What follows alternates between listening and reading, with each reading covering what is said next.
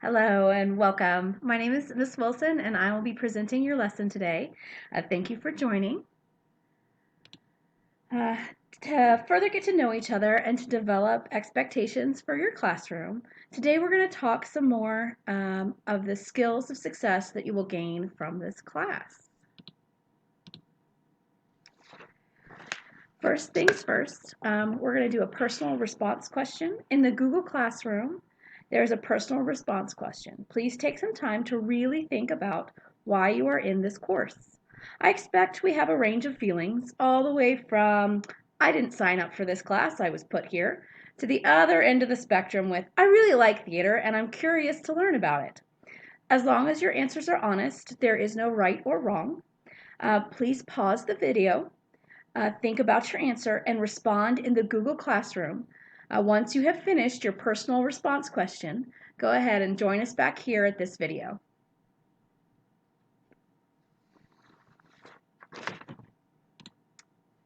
Welcome back. Thank you for your response and your personal response question. We each have our individual reasons for taking theater. The baseline for every student in here is to get the necessary fine arts credit for graduation. Some of you may be looking to earn a good grade, get some points to help that GPA, while others of you may be incentivized to sign up to learn something unique or something hands-on. Maybe you're interested in theater as entertainment, as a hobby, or as a career. All of these reasons are valid, and I expect your reasons to be varied and unique. Today we are going to look at another reason this class is a valuable experience that you might not thought of. Studying theater can help you in the real world. I'm not partial to using that phrase because you are actually real when you're in school, but it gives context for life outside of school. So, of course, we are going to learn theater vocabulary and what professional theater makers do, and we're going to develop skills that are unique to theater and have unique theater experiences as an art form. But we're also going to develop skills that will be valuable to jobs and life experiences that you will have. In 1991, college professor, theater director, and author Dr. Luis East Catron conducted a series of interviews with CEOs and business leaders about the qualities they were looking for in employees. He discussed with them what skills were appealing or necessary for successful employment. One of the CEOs in the group said that her company has found that theater-trained applicants are valuable employees because they're energetic, enthusiastic, and able to work under pressure. She pointed out that they generally have polished communication and human relation skills, and they're experienced at working as members of a team toward a common goal. Most importantly, she said, theater graduates have a can-do confidence based on their experience of successfully meeting difficult challenges. There are various activities in school that can teach you these qualities. You are going to develop them in multiple ways. Theater class is going to be one of those ways.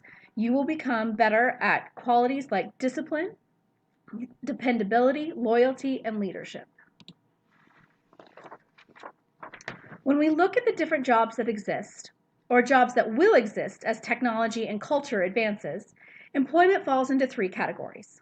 Professional work, jobs that require specific training in a trade or field of study. Trait-oriented work, that's jobs that ask for skills or traits that reflect a person's experience or values. And both. One could argue that all jobs require both.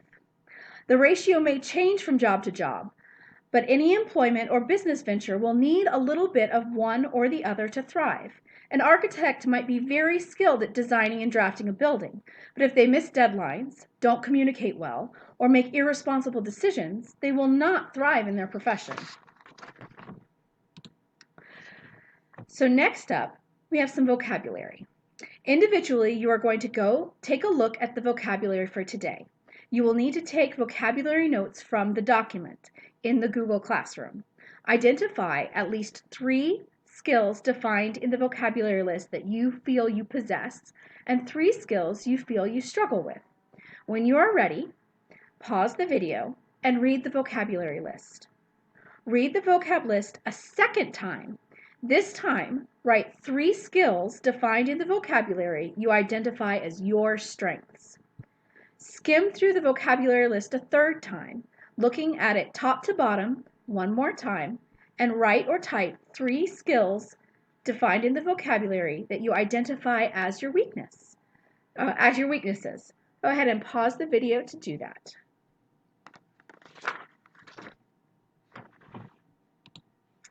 Welcome back. If you have questions about the vocabulary, please post them in the Google Classroom chat, email your teacher, or virtually visit your teacher during office hours. We are moving on with today's activity.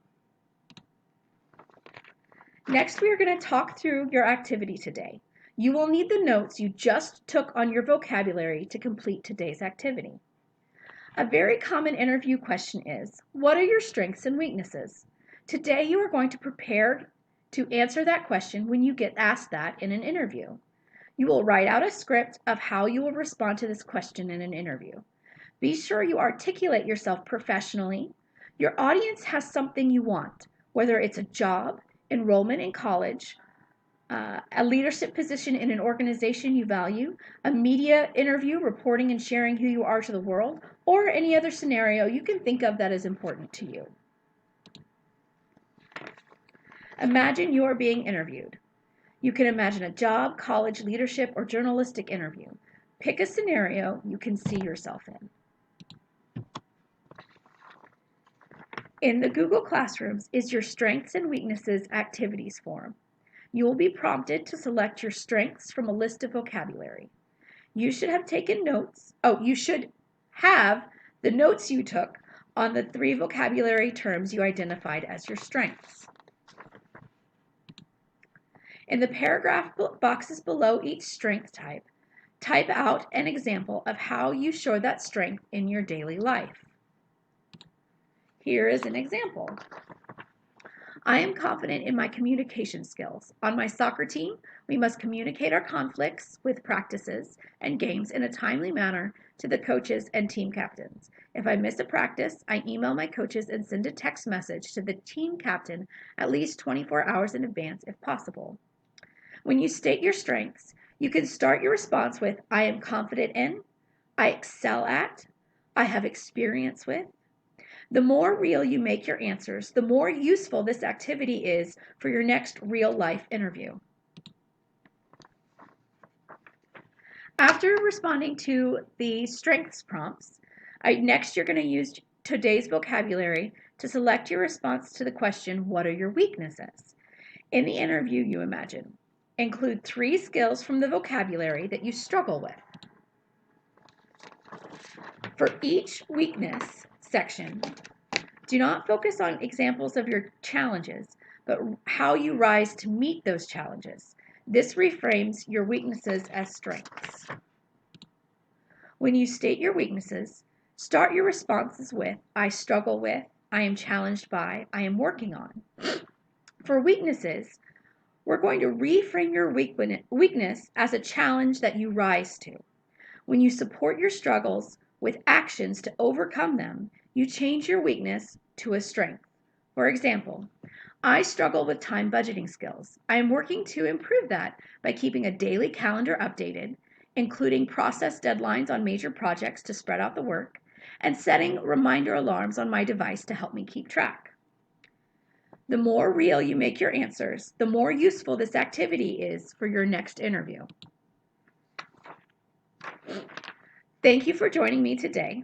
I hope you learned about skills employers are looking for in the interview process and what you can say in your next interview. I also hope you have a better understanding about this class, what skills you will develop in this course, and how studying theater can help you in the real world. Don't forget to complete your activity today in the Google Classroom. Thank you.